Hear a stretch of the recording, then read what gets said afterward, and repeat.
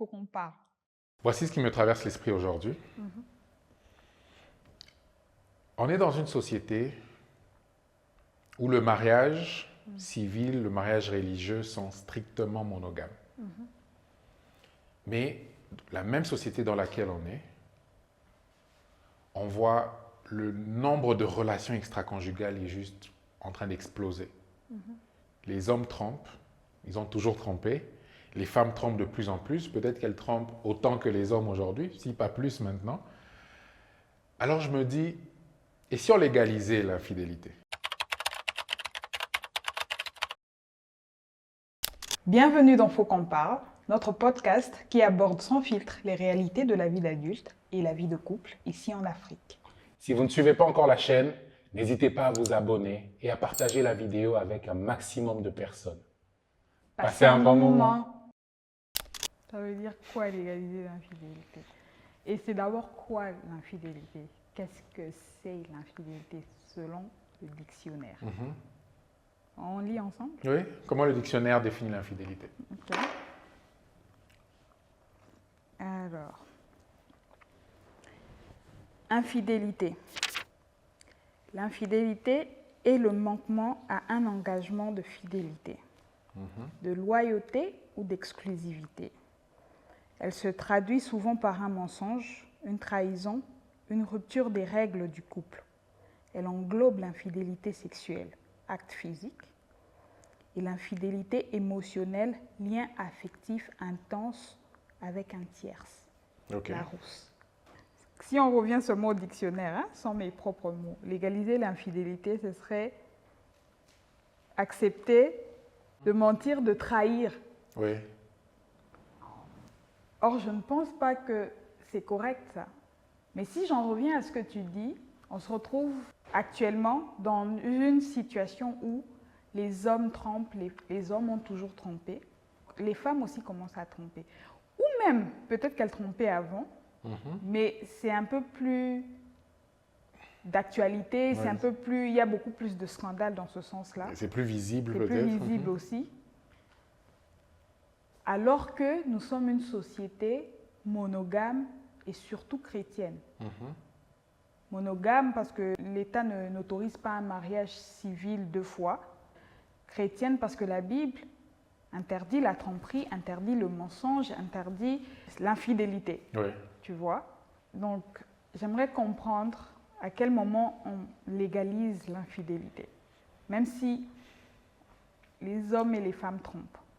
Alors, moi je me dis, si tout le monde trompe, ça veut dire que ce serait bien déjà d'explorer les raisons pour lesquelles les hommes et les femmes trompent. Mais c'est peut-être pas l'infidélité comme telle qu'il faut légaliser, c'est peut-être l'exclusivité dans le couple monogame, parce que c'est la règle qu'on n'arrive pas à respecter. La base de l'infidélité, la base du concept, c'est la tromperie. C'est le fait de ne pas respecter le contrat, même si c'est un contrat tacite, le contrat que 2 personnes qui se sont mis en couple ont signé. Le fait que je te trompe veut dire que je manque à ma promesse, je ne tiens plus ma promesse d'être honnête ou d'être exclusif. Mais tout le monde le fait aujourd'hui. Donc déjà, pourquoi, quelles sont les raisons pour lesquelles les hommes et les femmes trompent? Mais avant, il y a un point qui me tient à cœur. Oui. Est-ce qu'on parle vraiment de l'infidélité ou de la tromperie au vrai sens du terme? Est-ce que l'infidélité, c'est avoir des relations sexuelles avec une autre personne que son partenaire? Ou est-ce que ça peut aller au-delà? Est-ce qu'on définit réellement ce qui est l'infidélité pour nous? Ça veut dire quoi? Au début de la relation, chaque couple se doit de définir c'est quoi l'infidélité, selon toi? Au-delà du principe religieux, au-delà de la société congolaise qui est monogame, il y a une définition qu'on devrait apporter à l'infidélité. Parce que si ton partenaire passe son temps à parler avec d'autres personnes de sexe opposé, ça peut être de l'infidélité. Si ton partenaire donne de l'argent à une autre personne de sexe opposé, sans ton consentement, ça peut être une forme d'infidélité. Est-ce que si ton partenaire entretient des relations avec des amis avec qui c'est ambigu et qui ne peut même pas t'en parler, est-ce que c'est de l'infidélité aussi? Je pense qu'on devrait d'abord définir l'infidélité pour nous. Parce que moi, personnellement, l'infidélité peut aller au-delà du fait d'avoir des relations sexuelles en dehors du mariage. Qu'est-ce que ça veut dire? Ça veut dire que si tu entretiens ou si tu as une conversation intime avec une femme, une autre femme que moi, sans mon consentement, sans que je ne sois d'accord avec, je le prends pour de l'infidélité. C'est que toi et moi partageons, tu le partages avec une autre personne. Pour moi, c'est de l'infidélité. On peut avoir des amis avec qui on partage des choses qu'on partagerait avec notre partenaire et que si notre partenaire venait à l'apprendre, ce serait peut-être grave. Est-ce que ce n'est pas de la tromperie? Est-ce que ce n'est pas de l'infidélité? Est-ce que l'infidélité, c'est seulement passer à l'acte sexuel? Est-ce que l'infidélité, ce n'est pas aussi crocher sur quelqu'un profondément? Voilà. Mais est-ce que si tu partages un secret avec un ami qui n'a rien d'intime, mais que tu ne l'as pas partagé avec ton mari, est-ce que c'est aussi de la tromperie? Est-ce que si ton partenaire apprenait ce secret, c'est grave? Ce qui serait grave, c'est que ton partenaire se sente lésé parce que pourquoi lui n'a pas accès à ce type d'informations alors qu'il est ton partenaire principal, alors qu'il est la personne ou l'homme ou la femme qui partage ta vie, mais que tu donnes une information que tu juges être importante parce que c'est un secret à quelqu'un d'autre, quelqu'un d'extérieur. Pour ça, oui. Alors, est-ce que ça reste dans l'ordre de la tromperie? Pour moi, ça reste de la tromperie parce que, regarde, ton partenaire est censé être la personne avec qui tu partages tout, la personne avec qui tu vas faire ta vie, la personne avec qui tu vas mourir, la personne qui est le centre de ta vie. Si j'apprends que tu as partagé avec quelqu'un d'autre ce que tu ne peux pas partager avec moi, je me sens lésée. Pour toi, ça, c'est déjà de la tromperie? Pour moi, ça, c'est déjà de la tromperie. Parce que c'est ce qui arrive dans la grande majorité des couples. Oui.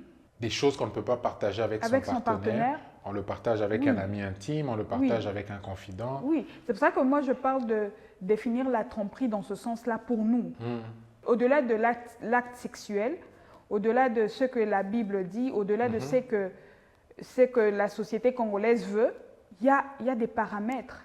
Si tu peux, regarde, si on renverse les rôles, c'est un peu plus facile qu'un homme donne de l'argent à une autre femme et que c'est normal. Si moi, j'accepte de l'argent venant d'autres hommes, peut-être que tu es mal à l'aise. Pas peut-être, tu es mal à l'aise. Pourquoi tu serais mal à l'aise? Parce que c'est de la tromperie. Quelque part, c'est peut-être même pas de la tromperie, mais quelque part, c'est un manquement. Un manque de considération, un manque de respect du couple. Oui, oui. À moins que tu saches et que tu sois consentant, tu vois. Si un ami peut m'envoyer un cadeau, un ami que tu connais, et tu sais que cet ami va m'envoyer quelque chose, c'est autre chose. Mais que si je me cache entre-temps, mais que je reçois cet argent et que tu venais à l'apprendre, ça devient… Maintenant, quand tu es un homme pour qui tu ne peux même pas être ami à d'autres hommes, les ex, en plus, c'est exclu. Tu ne peux plus être en contact avec un ex. Ça veut dire que dans ce cas-là, vous définissez que oui, pour moi avoir des relations même amicales avec d'autres hommes, c'est la limite de l'infidélité. Oui. Et c'est ça que vous définissez. Tu vois, c'est pour ça que je parle de ce que le couple définit. Parce que moi, que tu donnes de l'argent à une autre femme, c'est peut-être pas grave. Surtout que la plupart du temps où tu le fais, tu me le dis, c'est pas grave. Que j'apprenne que tu as donné de l'argent à une amie qui était dans le besoin, c'est pas grave. Mais que je l'apprenne d'une manière normale. Si j'apprends que tu me l'as caché, ça devient un autre problème. Tu vois? Mais qu'est-ce qu'on définit en tant que couple? Qu'est-ce qu'est l'infidélité pour nous en tant que couple? Tu vois? Et si on définit et que on s'arrange assez que, ok, pour moi, je ne veux pas que tu reçoives de l'argent venant d'autres hommes, je ne veux pas que tu parles avec d'autres hommes, je ne veux pas que tu aies des amis hommes, on définit ça. Quitte à ce que ce soit quelque chose qu'on définit progressivement dans la relation. Ça. Pas tout définir directement, mais oui, progressivement. Parce que regarde, on entre dans les mariages en sachant juste que l'infidélité est interdite. Mais c'est quoi l'infidélité? Tu vois? On entre dans les mariages sans vraiment définir c'est quoi l'infidélité. Mais alors, parlons de l'infidélité sous l'angle avec lequel tout le monde est d'accord. Relation sexuelle avec quelqu'un d'autre que ton partenaire. Ou tout ce qui peut mener à une relation sexuelle. Oui. C'est-à-dire commencer à parler gentiment avec un gars, ton collègue de bureau, qui te dit que tu es mignonne, que tu t'habilles bien, etc., peut amener à être en intimité avec lui. Oui. C'est pour ça que c'est aussi grave que l'acte lui-même d'avoir abouti à la relation sexuelle. Ça, au moins, tout le monde est d'accord. Ça veut dire qu'il y a les autres nuances. Il y a les autres nuances de « je ne veux pas que tu sois en contact avec ton ex », « je ne veux pas que tu aies des amis garçons » ou « je ne veux pas que tu envoies de l'argent à une femme, même si c'est une amie », etc. Ça, c'est des nuances qui varient selon les personnes, les individus. Mais il y a un truc au moins qui est universel. Relation extra-conjugale, relation avec d'autres personnes, c'est ça la vraie définition qui nous unit tous, de l'infidélité. Maintenant, moi, je voudrais comprendre pourquoi on trompe. Qu'est-ce qui nous pousse, malgré qu'on épouse les personnes qu'on aime, malgré que pour certains on est comblé dans nos relations, dans nos mariages, mais qu'est-ce qui fait que c'est si difficile de rester fidèle durant toute la relation avec son partenaire, selon toi? Selon moi, je pense qu'il y a plusieurs raisons, hommes comme femmes. Pour certaines femmes, c'est parce que peut-être que pour la plupart, je parle en tant que femme, elles ne ressentent plus elles n'ont plus la présence du mari ou elles recherchent le sensationnel qu'elles n'arrivent plus à trouver avec leur époux. Ça peut être qu'elle n'est pas satisfaite sexuellement, ça peut être qu'elle n'est juste pas pleinement épanouie dans sa relation. C'est pour ça qu'elle va voir dehors. Oui. Il y a beaucoup de raisons. Pour les hommes, ça peut être que sa femme ne lui plaît plus. Ça peut être qu'il n'a pas épousé la personne qu'il voulait. Ça peut être que... Ça dépend. Il y a plusieurs raisons pour lesquelles les hommes et les femmes trompent. Pour les hommes, je pense qu'il y a aussi... Maintenant, bon, ça démarre toujours un débat très compliqué, surtout à l'ère actuelle, surtout à l'ère du féminisme, à l'ère de l'autonomisation de la femme, à l'ère où les femmes et les hommes, malgré qu'on est dans une société patriarcale, ont plus ou moins les mêmes droits. C'est un sujet qui amène beaucoup de débats, mais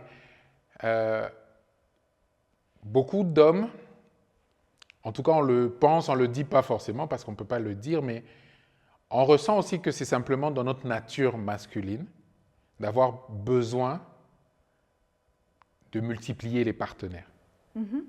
Et que ça n'a même rien à voir avec le partenaire qu'on a choisi, à quel point on est comblé ou pas, la personne, est-ce qu'on l'aime profondément ou pas, ça n'a même généralement rien à voir.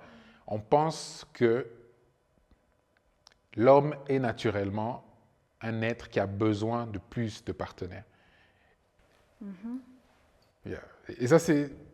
J'ai pas envie de dire que c'est une réalité, mais ça l'est. Beaucoup d'hommes le pensent, peut-être même beaucoup plus d'hommes en Afrique. C'est plus facile pour un homme dans notre société africaine de tromper parce que la tromperie en Afrique, la tromperie de l'homme est même un peu plus encouragée, même un peu... En tout cas, elle est moins grave. Un peu plus. Elle est encouragée. Elle est d'ailleurs même, pour une société monogame chrétienne, on dirait qu'on la voit même pas. Vaut mieux se cacher de ça.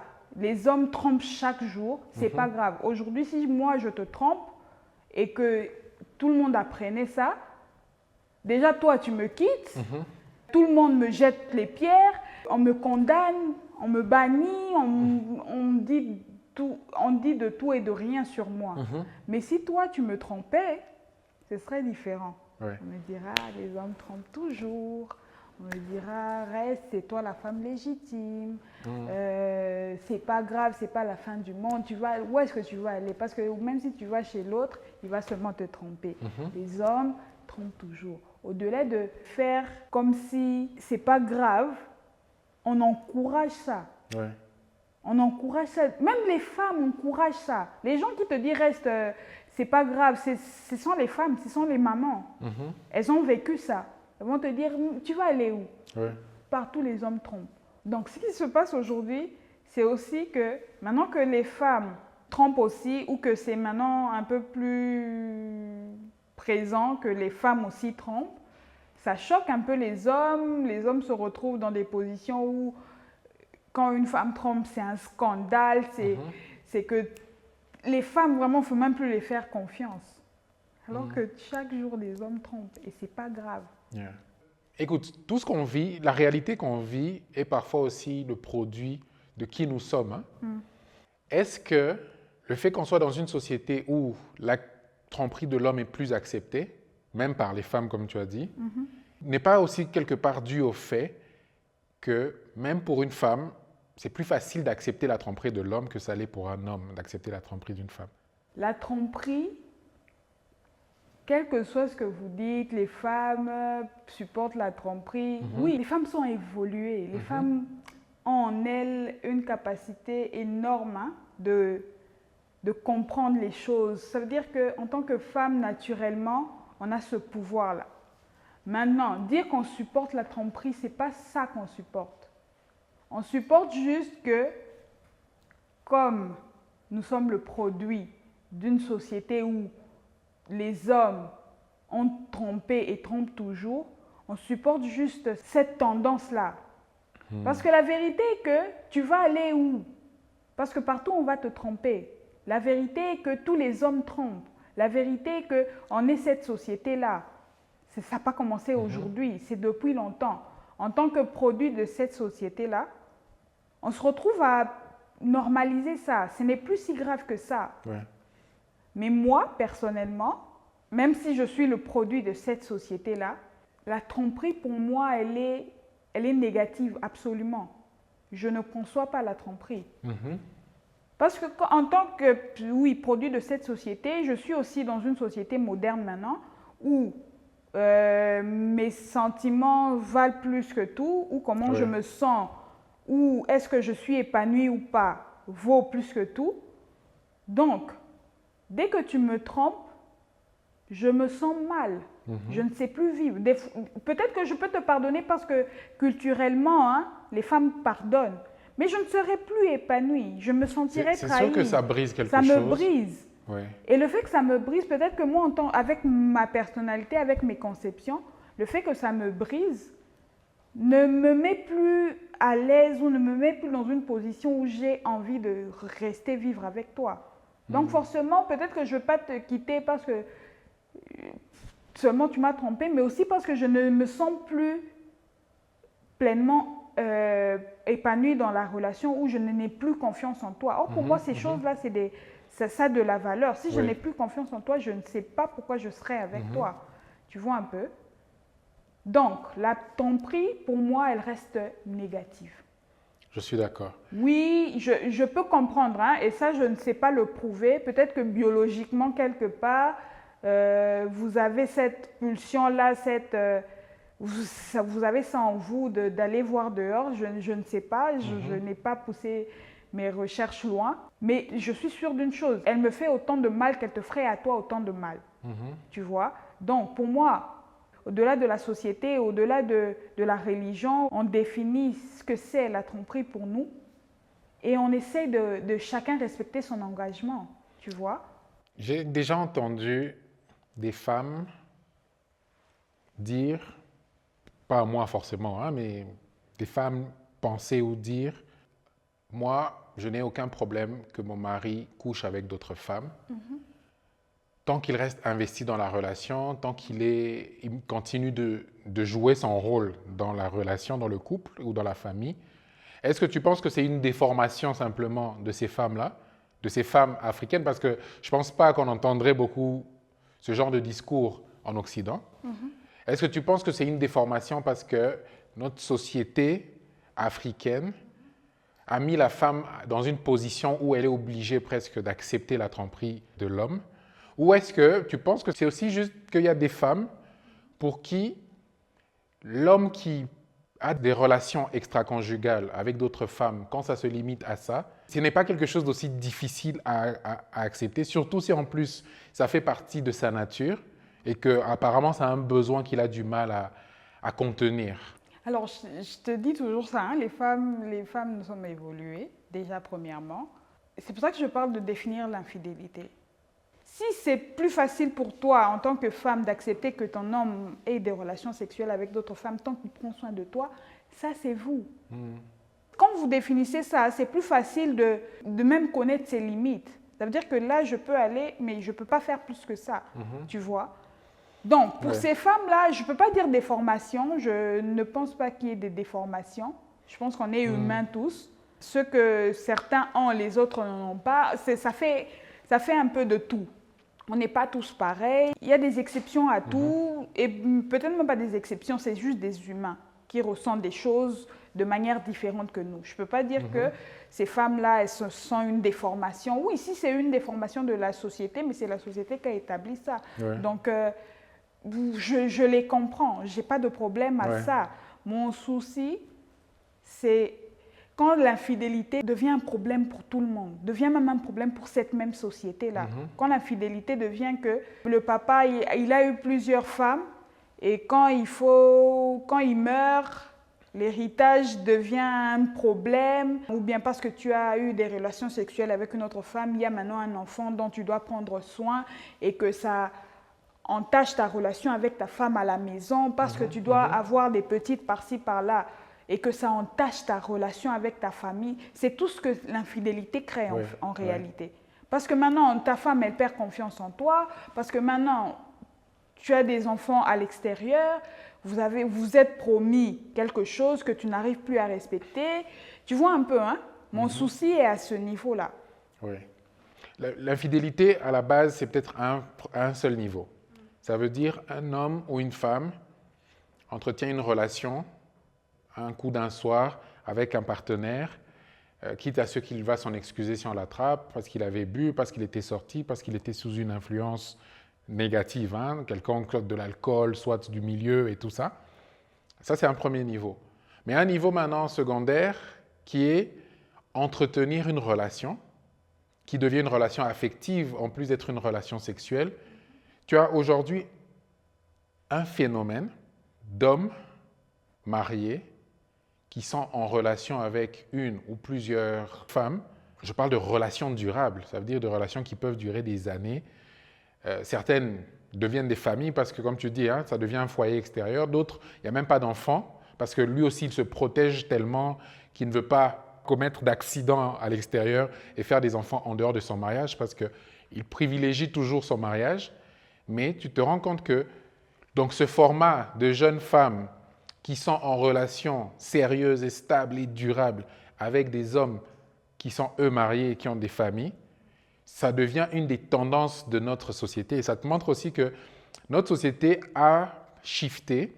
Elle prétend être monogame, mais elle a shifté vers une polygamie informelle. Et ça, c'est pas un constat qu'on fait aujourd'hui.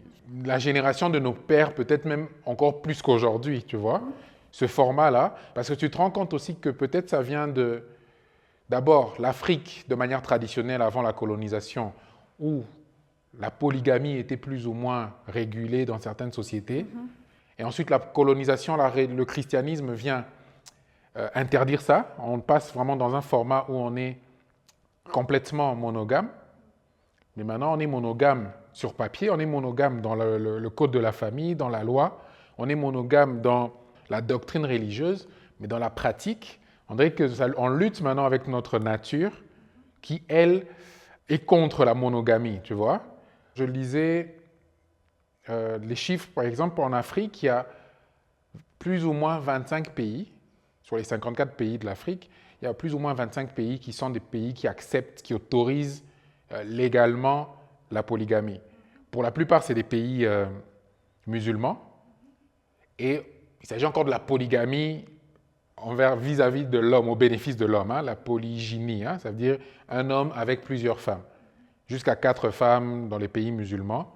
Et donc, ça aussi, maintenant, c'est réellement un phénomène. Pendant longtemps, on s'est caché de ça parce que officiellement, ce n'est pas la vérité. Officiellement, on est des sociétés monogames. Mais la réalité, c'est qu'on a maintenant shifté aussi vers un format de polygamie qui ne dit pas son nom et qui ne se présente pas comme tel, mais qui est réel maintenant et qui qui a des conséquences réelles, tu vois. Bon, moi, je dirais que c'est pas de la polygamie. La polygamie, c'est un homme qui a plusieurs femmes consentantes. Tu vois? Ce que nous, on fait en tant que société monogame, c'est pas de la polygamie. Oui. C'est de l'infidélité. Mais j'avoue que c'est pas comme si la polygamie, même des autres pays, elle est saine. Hein? Parce que ça reste au bénéfice de l'homme. Ça reste que c'est des hommes qui ont plusieurs femmes. Comme tu as dit, hein, peut-être qu'en tant qu'Africains, avec nos origines, on a ça naturellement en nous, ou vous, les hommes, vous avez ça naturellement en vous, d'être polygame. Mais ce que notre société a fait, c'est recadrer, nous mettre dans un cadre qui fait que la femme se retrouve aussi. Oui. Parce que si même si tu épouses une femme traditionnellement et que vous n'allez pas jusqu'au civil, en cas de décès, si l'homme meurt, la femme qu'on a pris, la deuxième femme qu'on a pris, ne bénéficie de rien. Elle n'est même pas reconnue par l'État.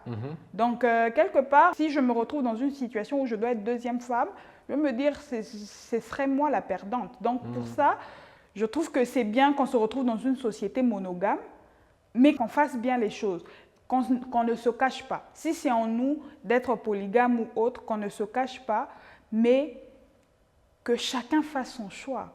Avant de continuer dans cette direction, on essaie de questionner un peu notre nature.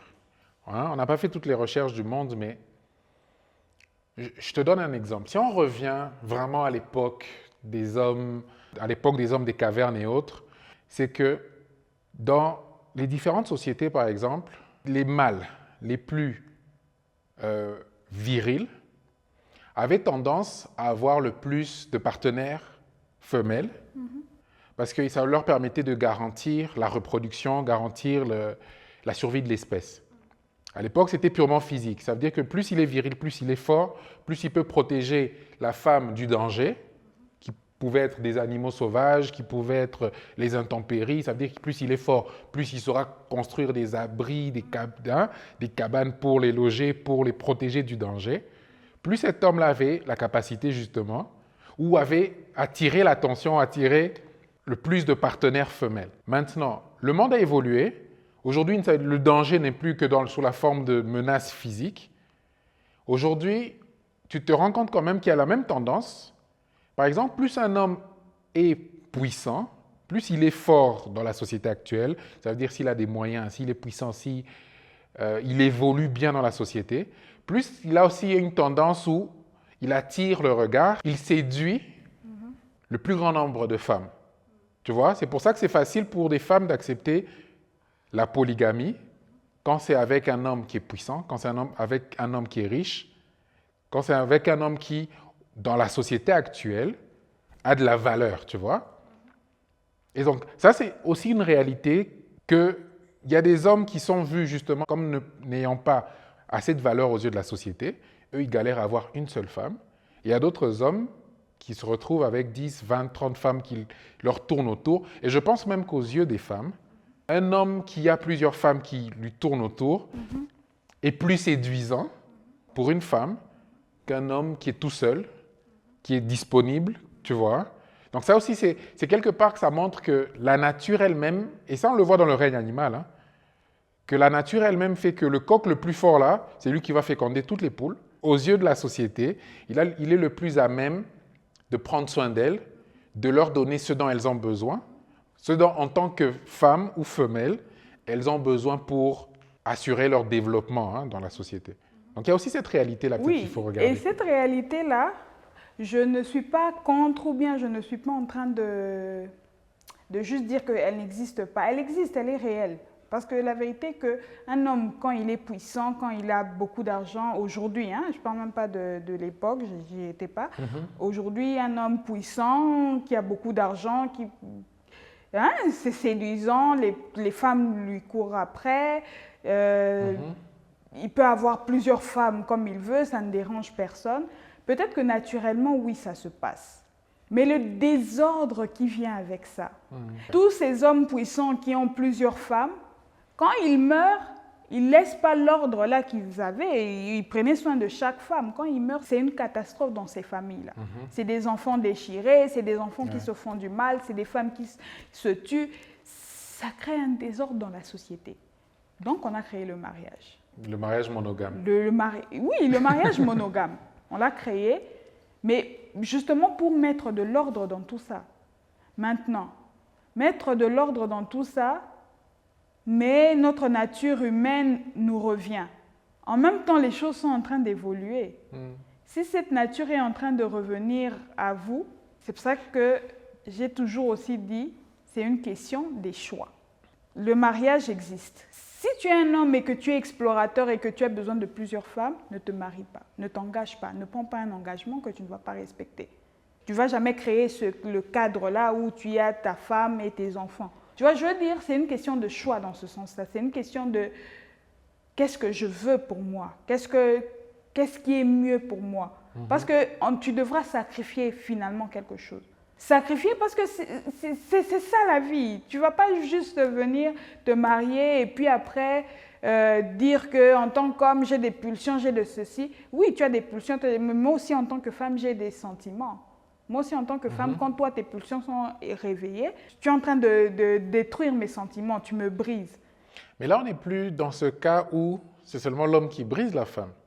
Puisqu'on est d'accord que maintenant les femmes trompent beaucoup plus. Oui, mais c'est ça que je dis, non? Est-ce qu'elle trompe seulement par besoin de revanche ou bien elle trompe aussi si pour survivre? Mais si on revient dans la nature, comme tu le dis, ça veut dire que les femmes n'ont même pas besoin de tromper. Si on se retrouve à tromper, c'est peut-être parce qu'on se retrouve aussi avec des hommes qui ne sont pas présents. Si tu n'arrives pas à combler ta femme, elle peut te tromper. Si tu n'arrives pas à donner à ta femme ce dont elle a besoin, elle peut te tromper. Maintenant, il y a aussi des cas où des femmes sont comblées, mais elles trompent. Tu vois? C'est pour ça que je parle des choix. Ouais. Et pour ces femmes et pour ces hommes. Si tu veux tromper ton partenaire, accepte les conséquences qui viennent avec. Mais c'est ça, on est en train de vivre les conséquences de la tromperie parce que c'est devenu une tromperie à outrance. Hommes, femmes, on est tous embarqués dedans.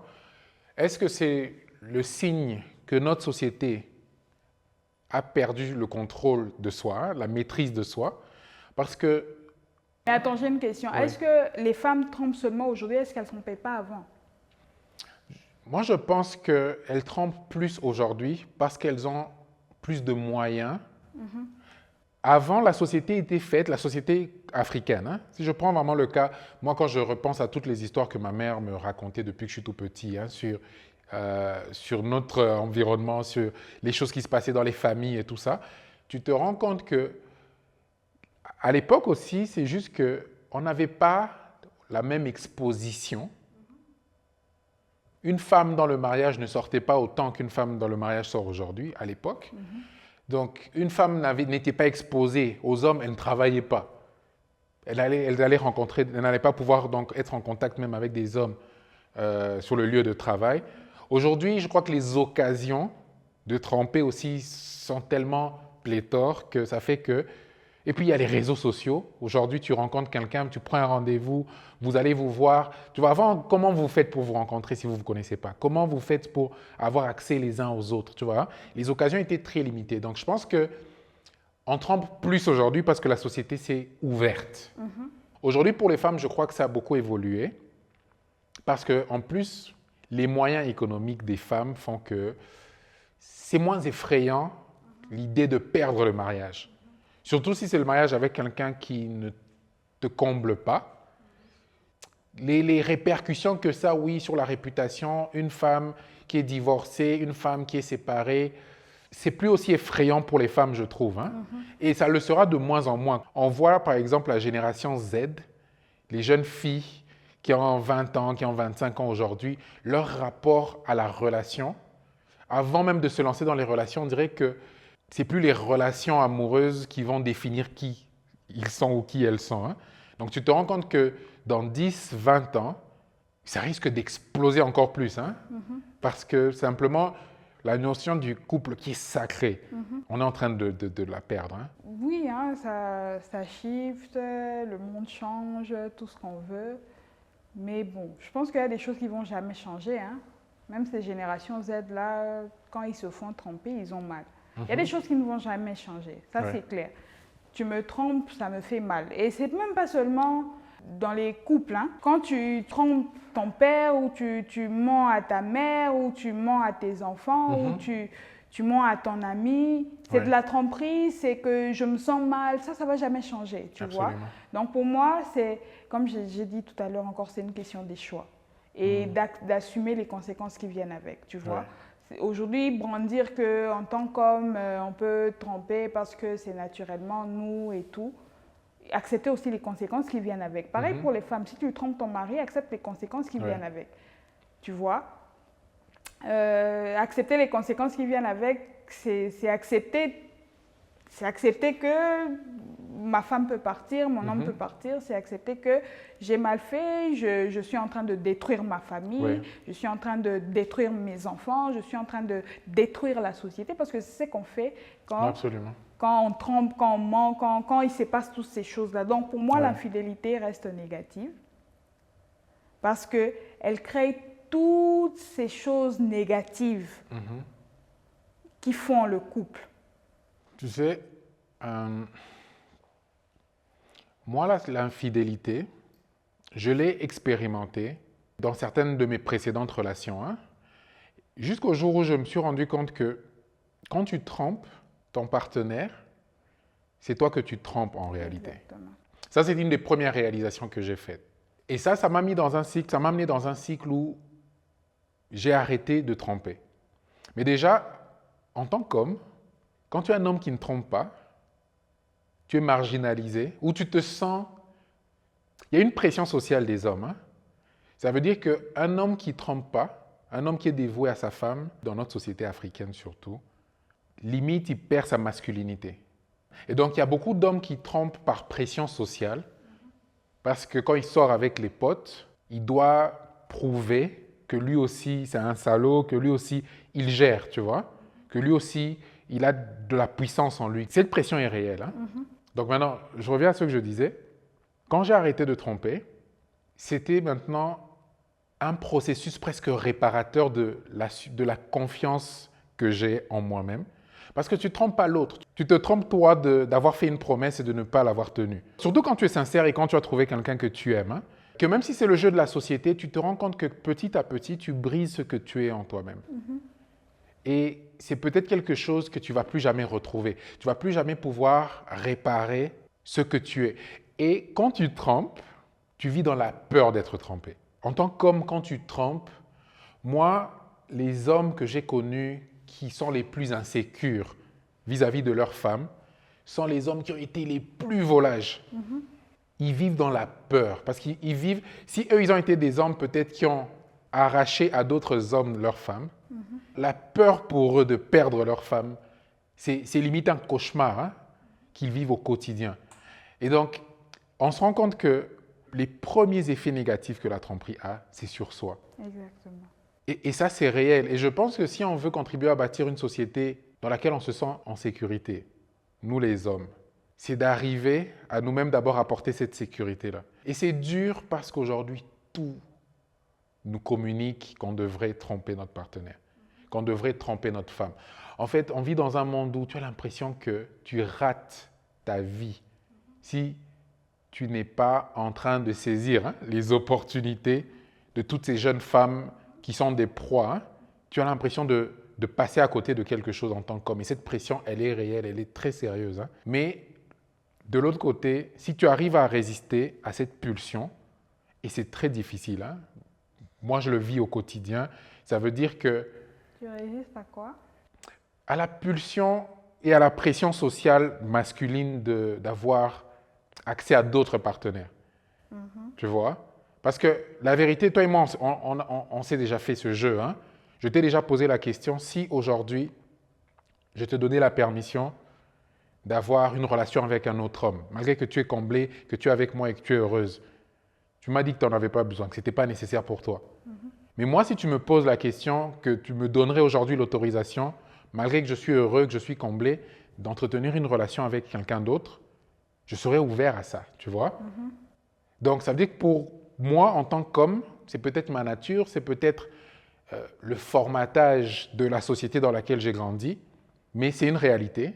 En tant qu'homme, la tentation, elle est omniprésente. Chaque jour, tu te réveilles en te disant, est-ce que je ne suis pas en train de passer à côté de quelque chose? Et vraiment, pour conclure mon point de vue, c'est dur pour être un homme de rester fidèle.